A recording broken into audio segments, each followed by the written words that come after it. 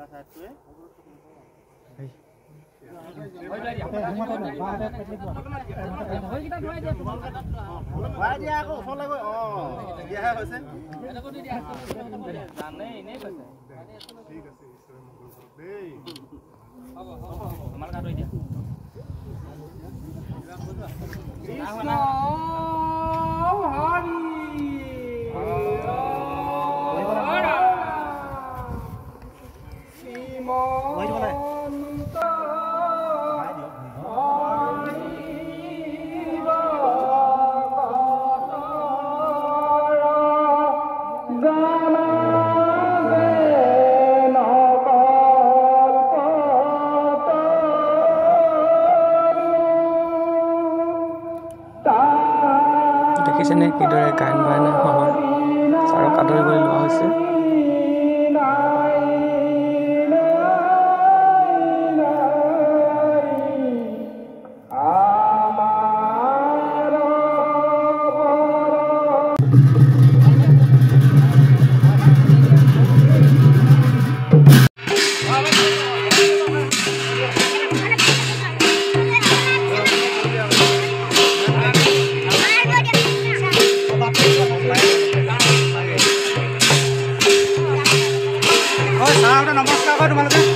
नमस्कार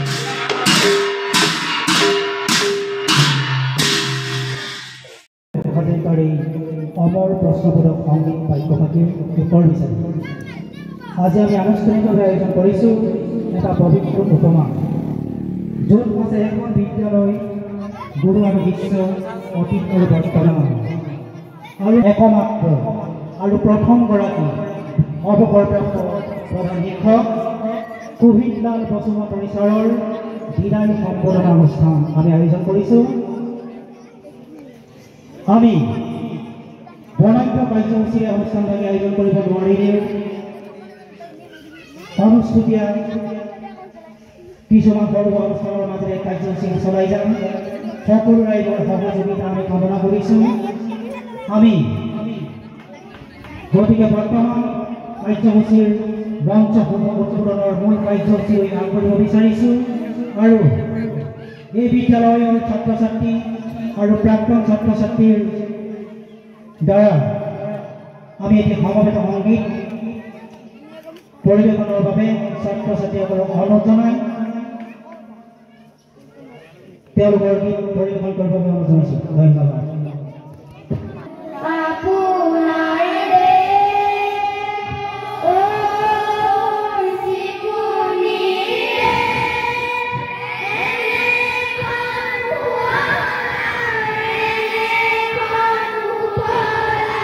Hey!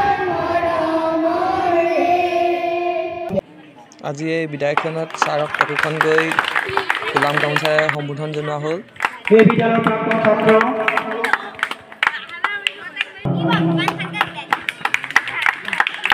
ইয়াৰ পিছত মই ছাৰক সম্বোধন জনাব।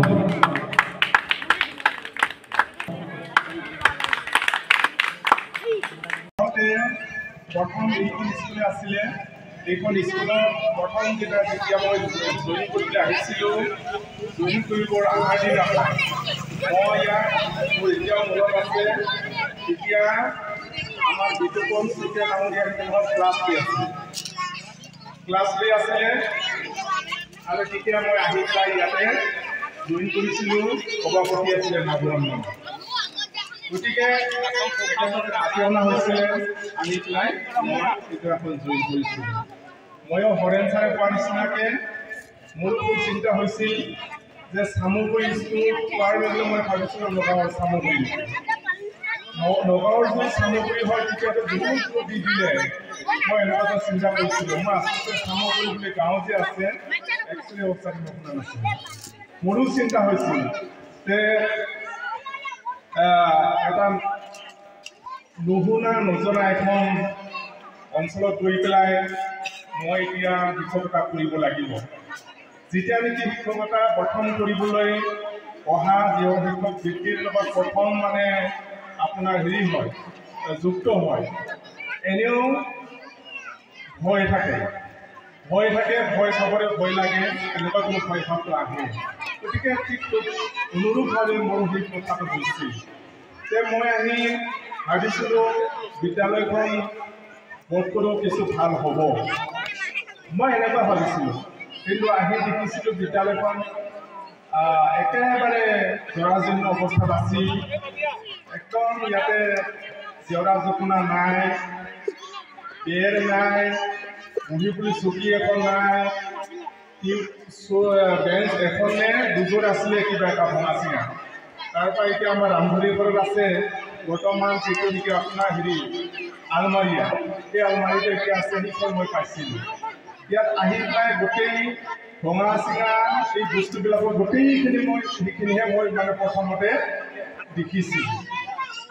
তথাপিও মই এটা কথাই চিন্তা কৰিছিলোঁ, যিহেতু আগৰ শিক্ষকসকলে গছৰ তলত বহি বা এনেকুৱা ধৰণৰ মুকলি ঠাইত বহি পেলাই তেওঁলোকে শিক্ষা দান কৰিছিল, স্কুলত শিক্ষা লাভ কৰিছিল। গতিকে মইতো কৰিব নোৱাৰিম, মানে এই দৃঢ় বিশ্বাসটো মোৰ আছিল। নিশ্চয় ময়ো পাৰিম, ময়ো এজন শিক্ষকে হ'ব লাগিব, যিহেতু মই শিক্ষক ডিগ্ৰী নিযুক্তি হৈছোঁ। গতিকে বহুতো প্ৰথমতে মোৰো চিন্তা হৈছিল, মোৰো অসমীয়া ভাষাবিলাক ইমান যদিও হয়, কিছুমান অলপমান ঠাঁচ আছিলে, অসমীয়া ভাষাত কোৱা কিছুমান ঠাঁচ আছিলে মোৰো, যিহেতু জনজাতি মানুহ। গতিকে অকণমান ইফাল সিফাল হৈছিল, সেইবাবে ছাত্ৰ ছাত্ৰীবিলাকে মোৰ কথা কিজানি দুয়োজন বুজি পোৱা নাছিল। এতিয়াও কয় মোক, বৰ্তমানৰ ছাত্ৰ ছাত্ৰীসকলেও কয় যে ছাৰৰ কথাবিলাক বৰ পকাই পেলাই কথাবিলাক এনেকৈ ধৰণৰ হয়ও কথাটো হয়, মই চেষ্টা কৰিবলৈ। কিন্তু কথা হ'ল কি, আপোনালোকৰ দৰে যেনেধৰণে ক'ব লাগে মই হয়তো তেনেধৰণে ক'ব নোৱাৰোঁ, তথাপিও মই চেষ্টা সদায় অব্যাহত ৰাখিছিলোঁ। মোৰ এই শিক্ষক জীৱনত শিক্ষকতাৰ জীৱনত মোৰ এটা খুব ইচ্ছা আছিলে, মই লক্ষ্য কৰিছিলোঁ, মই যদি ছাত্ৰ ছাত্ৰী উঠি অহা সৰু সৰু কণ কণ ল'ৰা ছোৱালীবিলাকৰ মনৰ মাজলৈ যদি সোমাই যাব নোৱাৰোঁ, তেতিয়াহ'লে মই সিহঁতক আচলতে প্ৰকৃততে শিক্ষা দান কৰিব নোৱাৰিম। এই কথাটো মই সদায় চিন্তা কৰিছিলোঁ। আৰু সেইকাৰণে মই সিহঁতৰ লগত সদায় প্ৰায় মাৰপিট মই কমেই কৰিছিলোঁ, মাৰপিট প্ৰায় মই নকৰোঁ, কৰিছিলোঁ কেতিয়াবা, কিন্তু যিদিনাখন পিঠো মই তেতিয়া অলপ বেয়াকৈ থাকোঁ, কিন্তু পৰাপক্ষত মই ল'ৰা ছোৱালীক মাৰিবলৈ মানে চেষ্টা কৰা নাছিলোঁ। গতিকে তেওঁলোকৰ অন্তৰলৈ মই সোমাই যাব বিচাৰিছিলোঁ। আৰু এনেকুৱা ধৰণৰ কৰোঁতে কি হৈ গৈছে, মোৰ জীৱনটো একদম শিশুসকলৰ নিচিনা হৈ গ'ল। শিশুসকলৰ নিচিনা হৈ গ'ল কৰোঁতে মানে হঠাৎ কিবা এটা কোনোবাই ক'লেও মোৰ হঠাৎ খং উঠে, আৰু কেতিয়াবা খং উঠিলেও মই হঠাৎ মানে মই কি কৰিব পাৰোঁ, সেই খংটো কমাই পেলাব পাৰোঁ। এই স্বভাৱটো মোৰ লাহে লাহেকৈ আহিছে। বহুত ছাত্ৰ ছাত্ৰী মই পাইছোঁ, ইয়াৰ পৰা বহুত ভাল ভাল ল'ৰা ছোৱালী ওলাই দিছে, বহুত ভাল ভাল ল'ৰা ছোৱালী যথেষ্ট ওলাই গৈছে আৰু এনেকুৱা ধৰণৰ বহুত ভাল ভাল অভিভাৱকো পাইছোঁ, বহুত কিছুমান নুবুজা নুশুনা অভিভাৱকে বুজি নাপায়। তেওঁলোকে বহুত বিভিন্ন গাঁৱৰ বিভিন্ন ব্যক্তি ঘৰৰ বা বিভিন্ন পৰিয়ালৰ পৰা তেওঁলোকে আহে। তেওঁলোকে ইয়াত আহি পেলাই খাপ খাব নোৱাৰে।